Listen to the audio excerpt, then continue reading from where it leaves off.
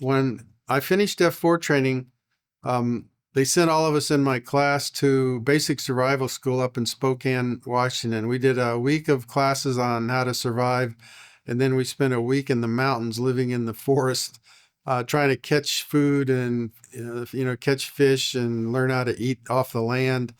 Then when I was sent to Southeast Asia, I went to 2 weeks of jungle survival school. We spent another week in the classroom.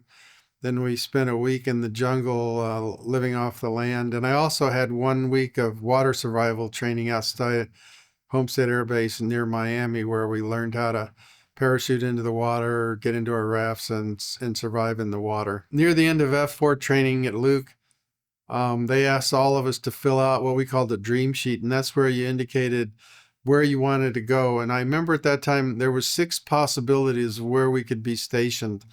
And I remember the last one on my list was the Vietnam War, and number 5 was Korea. Number 1 was Europe. That was where I wanted to go.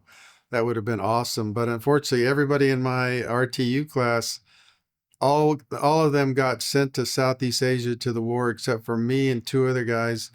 2 of us got sent to South Korea, and 1 guy sent to the Philippines. But it turns out when I got to my base in South Korea, they said, "Oh, you got to go to Thailand because your company or your squadron is temporarily assigned to Korat Air Base in Thailand." Then the guy that was sent to the Philippines, his unit was also in the Vietnam War. So all of us from our RTU training unit went to the Vietnam War.